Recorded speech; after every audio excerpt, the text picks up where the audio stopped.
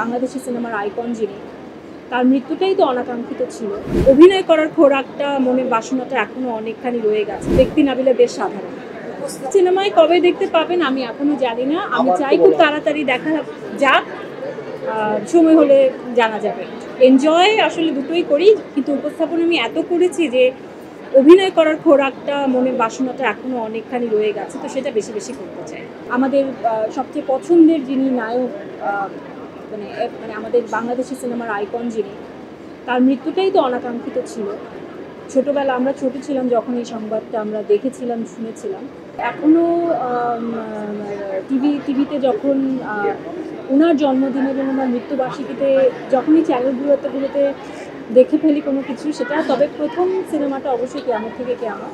আমরা সকলেই চাই যে যেটি ন্যায় বিচার সেটি হোক, সত্য মিথ্যা যেটি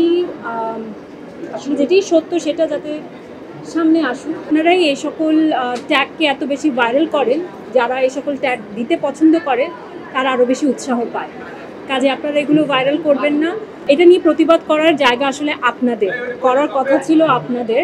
ব্যক্তি নাবিলাকে ব্যাখ্যা করব, খুবই সাধারণ মানুষ, খুবই সিম্পল জীবনযাপন করতে পছন্দ করে, যেহেতু অভিনয় করতে পছন্দ করে, মিডিয়াতে কাজ করতে পছন্দ করে, তাই মাঝে মাঝে এই চাকচিক্যের মাঝে চলে আসে, কিন্তু ব্যক্তি নাবিলা বেশ সাধারণ।